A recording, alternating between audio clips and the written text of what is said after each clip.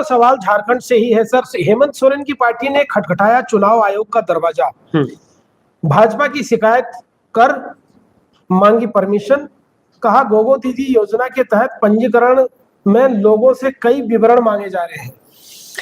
हाँ, क्या नाम है कि उसमें यह मांगा जा रहा है कि आपके परिवार में कितने लोग हैं, उसमें यह मांगा जा रहा है आपकी इनकम क्या है, आपकी जमीनें कहाँ कहाँ है, आपकी गैया कितनी है, आपकी भैंसिया कितनी है, आपके मंगलसूत्र कितने हैं। हाँ, तो आपके दादा कौन थे, परदादा कौन थे, यह चीज। मुझे ये लग रहा है कि इस योजना के तहत वहां की जनता का पूरा डाटा कलेक्ट किया। हाँ, डाटा कलेक्ट किया। मैं यह बोल रहा हूँ जगदीश जी कि आपका अभी तक सत्ता ही नहीं है, आप क्यों डाटा कलेक्ट कर रहे हो, क्या वजह है? यह लोग किसी बड़ी धांधली के फिराक में है, यह साबित होता है। और भाजपा के ऊपर और नरेंद्र मोदी के नेतृत्व वाली भाजपा पर हम भरोसा नहीं कर सकते। बिल्कुल 10 सालों से यह देश धोखा खाता हुआ नजर आ रहा है इनके कार्यकाल में। और जब 10 सालों से यह देश बेरोजगारी का आलम झेल रहा है जगदीश जी, 10 सालों से महिलाओं के साथ बर्बरता हो रही है, और 10 सालों से जो सीनियर सिटीजनशिप है बुजुर्गों का वह छीन लिया, पेंशन के मुद्दे हैं, सहारा का बेसहारा किए हुए लोगों को अभी तक इन लोगों ने पैसे नहीं दिया, चुनाव धांधलिए से जीते जा रहे हो, वोट दो या न दो सरकार इन्हीं की बन रही हो, कहीं किसी और की सरकार है इनके साथ नहीं मिला तो उसे सरकार को तोड़ करके ऑपरेशन कमल चल गए। मोदी का मास्टर स्ट्रोक, गोदी मीडिया क्या कहता है, मोदी का मास्टर स्ट्रोक। अब कहाँ है मोदी का मास्टर स्ट्रोक? यही है 20 ईवीएम मशीनों पे हेरा फेरी। और हकीकत यह है जगदीश जी की झारखंड के अंदर कल्पना सोरेन जो दांव चली है, कल्पना सोरेन एक मची हुई खिलाड़ी के तौर पर निकल गई, एकदम नई है, अभी राजनीति से दूर दूर तक उनका कोई वो नहीं था। उसके बाद भी हेमंत सोरेन के जेल जाने के बाद जो उन्होंने राजनीति में कदम रखा, सड़कों पर उतरी, आज तक वह बैठी नहीं है, सड़कों पे ही दौड़ रही है। और इस वक्त भी यात्रा निकाली हुई है।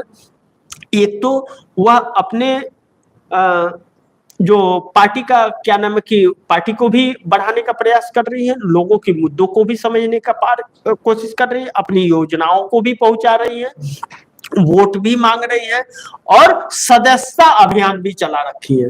सभी चीजें एक साथ कल्पना सोरेन करती हुई जा रही है। और कल्पना सोरेन जो सवाल खड़े कर रही है ना, और जो सरकार के जो कार्यक्रम रहे हैं, जो योजनाएं रही हैं, कोई अस्वीकार नहीं कर पा रहा है कि नहीं यह हमें नहीं मिला है।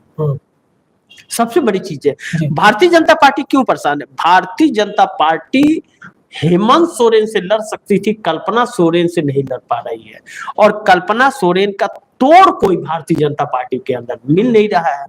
और झारखंड में हिंदू मुस्लिम चल नहीं सकता, वहां आदिवासियों की संख्या ज्यादा है, और आदिवासियों की इस समय चहेती बन गई है कल्पना सोरेन। ऐसे वक्त में भारतीय जनता पार्टी के लिए मुसीबत हो गई है, न मोदी का जादू न किसी का। अच्छा, वहां पे ईवीएम का खेल, वहां पे सत्ता किसी और का है, प्रशासन किसी और के हाथ में, वह हेमंत सोरेन के हाथ में।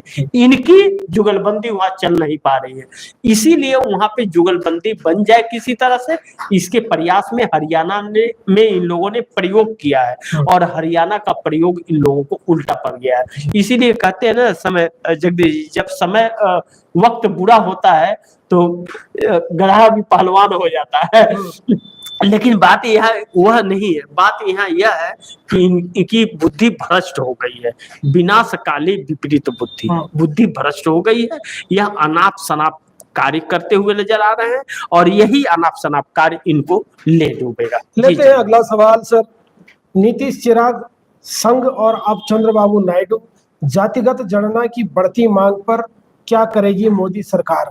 क्या यह नीतीश का तो मानते हैं कि उन्होंने जाति जनगणना काफी पहले ही करा चुके हैं बिहार में, और अब जो नायडू जो मांग कर रहे हैं, यह हकीकत है या दिखावा है? देखिए जगदीश जी, चंद्रबाबू नायडू जाति जनगणना के पक्ष में रहे, नीतीश कुमार ने जाति जनगणना कराई है, तो इन दोनों को तो हम नहीं कह सकते। लेकिन क्या बात है कि चिराग पासवान उधर बीच में जाति जनगणना की मांग कर रहे थे, बाद में एक डपट अगर जब उनके पड़ा अमित शाह का, तो उनकी सिटी बिट्टी गायब हो गई थी। और उसके बाद में वो कहने लगे कि क्या उनके ऊपर एफआईआर हो गया। एफआईआर हो गया तो हाई कोर्ट में, सुप्रीम कोर्ट में और चुनाव आयोग के पास एक ही साथ एप्लीकेशन चले गए।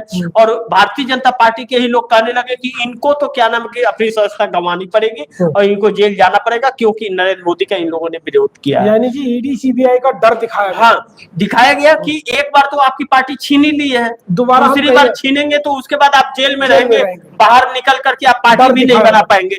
यह डर दिखाया, तब वह चुप हो गए। अब अगर वह कह रहे हैं तो वह वोट काटने के लिए, इंडिया गठबंधन का वोट काटे, उसी की बदौलत वह एनडीए गठबंधन में रह के नहीं, इंडिया गठबंधन से बाहर 2020 के तर्ज पर वह चुनाव लड़ेंगे और वह नीतीश कुमार के वोट को काटेंगे। वह नीतीश कुमार को कमजोर करने का यह प्रयास है। और झारखंड में भी वह लड़े चुनाव और वह बिहार में भी लड़े, और जीतन राम मांझी, उपेंद्र कुशवाहा और चिराग पासवान, प्रशांत किशोर, यह चारों एक भाजपा के मोहरे नजर आ रहे हैं। और यह लोग नीतीश कुमार को कमजोर करने के लिए, भारतीय जनता पार्टी अपनी सत्ता चाहती है बिहार में, और नीतीश कुमार के रहते यह हो नहीं सकता, और नीतीश कुमार के बगैर भाजपा जीत नहीं सकती। इस असमंजस में नीतीश कुमार को कमजोर करने की एक बहुत बड़ी साजिश है। जी जगदीश जी।